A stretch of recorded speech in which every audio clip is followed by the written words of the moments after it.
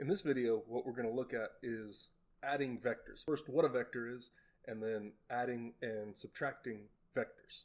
So first off, we have to define what a vector actually is, okay? And there's two types of quantities we're going to use in this class. One is called a vector, and the other is called a scalar, okay? And so the difference between the two is that a vector is something that has magnitude plus direction, and a scalar is something that has only magnitude. And so the word magnitude is basically a fancy word that means how much, right? So when you say, for example, the magnitude of your height would be like the magnitude of my height is 77 inches, right? The magnitude of your weight might be 100 pounds, right? It's just a number. So a scalar is just a number. A vector is something that has magnitude and direction. So some examples of what might be a vector and what might be a scalar. A scalar would be, for example, like 10 kilograms. A mass is a scalar because there's no direction involved with mass. But a vector would look like this. A vector is a quantity, 5 meters per second, right? But it's also got a direction attached to it, and we're more often than not going to use an arrow to show that direction. Okay, so let's look at the parts of a vector. So first off, obviously there's the magnitude, right? The number that's attached to it. So this tells you how big the vector is. But the parts of the vector, you see there's this arrow up here. There's a part up here called the head, right? The head of the arrow.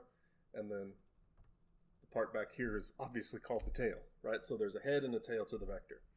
And where the head and the tail are define the vector, right? So for instance, if I did this,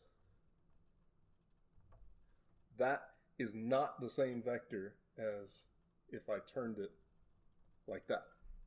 Both of those vectors have the same magnitude, but the direction is different for the second one than it is for the first one. So that's not the same vector. Whereas if these were scalars, right, if it was just 5 meters per second, it's the same no matter how you do it. But this is where vectors are a little different. Okay, so how do we add vectors? It's similar to adding scalars. It's got a little twist to it. Okay, so if I was going to add two scalars, right, scalars is the math that you're used to. So like 5 plus 5 equals 10. That's scalar math, right? In the math that you're used to when you were like in elementary and middle school, that's scalar math because there was no direction attached to it. But if I'm going to add vectors, it's a little bit different, right? So I'll just show you. If I was going to add two velocity vectors, so let's say 5 meters per second that way plus 5 meters per second up, what that would give me is a vector pointing this way that is the square root of 50 meters per second that way. So about 7 something, 7.1, something like that. Okay, so how the hell did I get that number, right? It's not as complicated as it seems, and you're not going to have to use radicals and stuff like that. I'll show you. So there's a process to follow when you do it. So let me write that out first, and then I'll show you how to add two vectors. Okay, so the first step is to draw the first vector. So let's focus on what I did here, right? So I'm going to draw my first vector. That's 5 meters per second this way.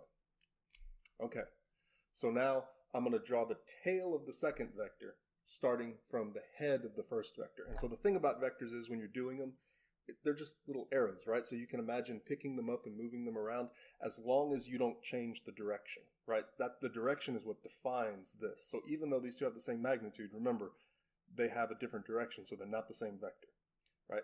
So I can imagine the way I do it, I imagine picking this one up and putting it head to tail on that first one, right? So if I want to put this one over here, I'm going to draw the tail of the second vector starting at the head of the first one. And there it is, right? So now I've got these two things head to tail, right? And the key is you can add them head to tail like this. You can move like whatever order you want to, but they have to stay the same direction as they were. Okay, and then third, the resultant is the vector that points from the start to the finish. So what I mean is if you think of this as like a set of directions, right? It works with any vector. If you think of these vectors, adding them like this as just like a set of directions you're going to follow. Here's your start. Here's your finish. So the resultant is going to be a vector that points from start to finish. That's the resultant vector. The resultant is like the vector word for sum, the vector sum, right? So this is the vector sum of those two vectors. And so if you kind of see what's happening where the square root of 50 came from, this makes a triangle, right? And if you remember Pythagorean theorem, a squared plus b squared equals c squared. So this squared equals the sum of this squared plus this squared. So the way I got square root of 50 is, right, if this is c squared equals a squared plus b squared. So c is going to equal the square root of a squared plus b squared, right? So the square root of 5 squared plus 5 squared, 25 plus 25, the square root of 50. That's where that number came from. That is basically adding vectors. So let's look at some examples of adding different numbers, and then we'll look at subtraction. So can I add more than one vector? And the answer is yes. You can add as many vectors as you want, right? So let's say I have these three vectors. This is vector A, this is vector B, and this is vector C.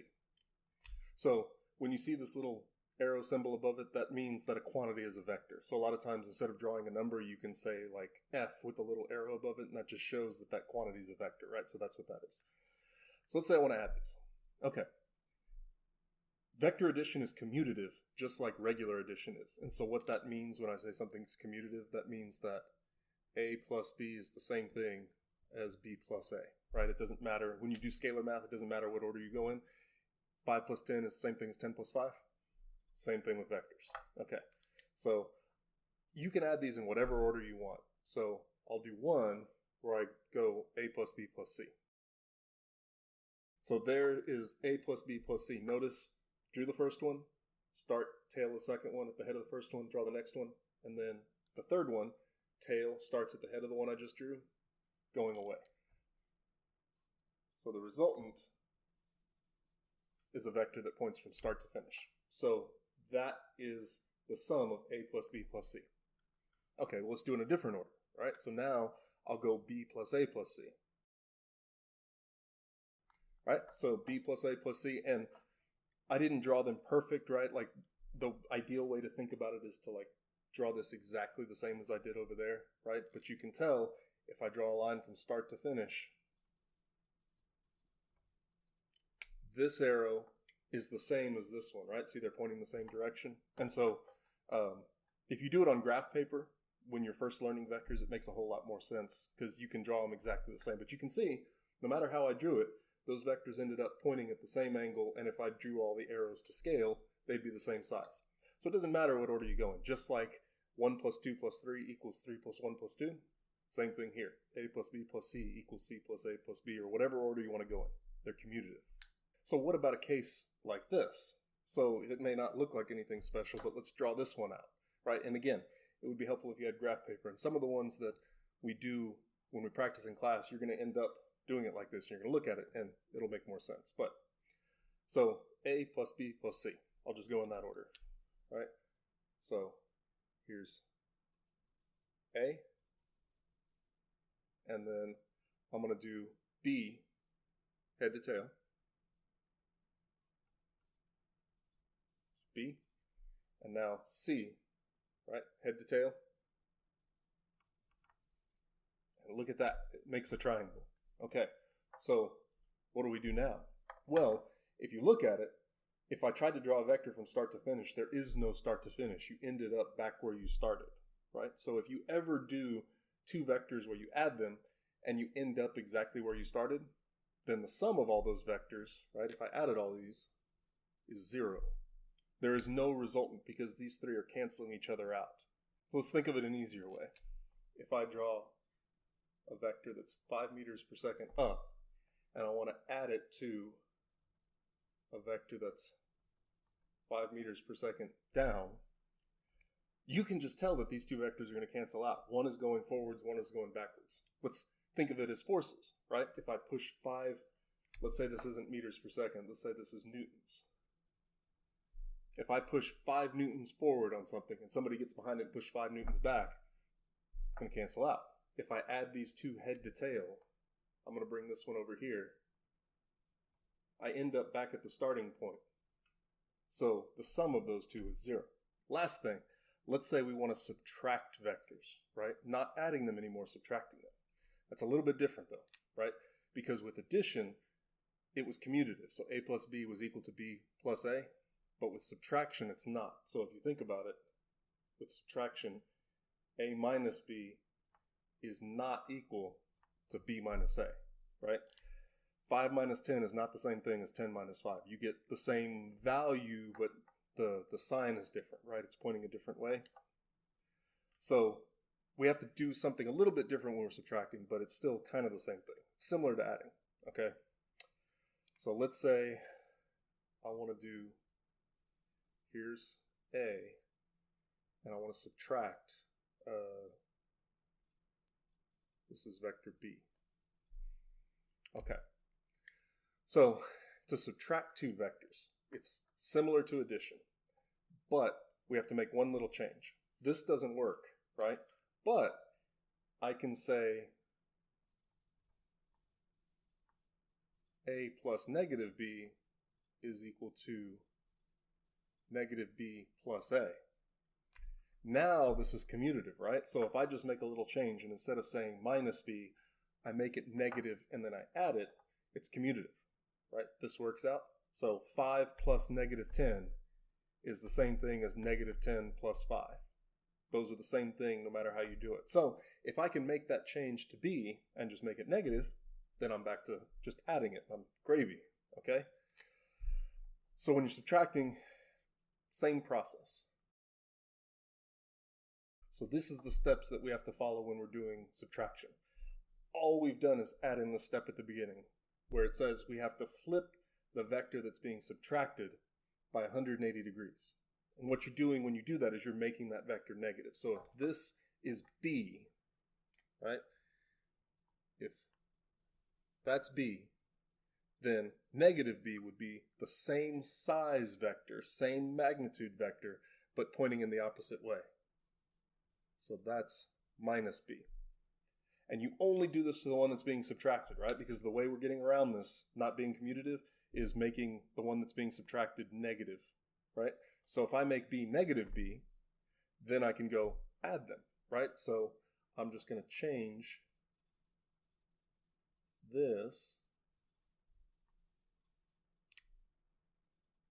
to negative b, change this to a positive sign, or a plus sign, and now I can add the two vectors. And so you can look at it, and you can kind of tell that it's going to point that way, right? But I'll bring this one over. So here's, whoops, here's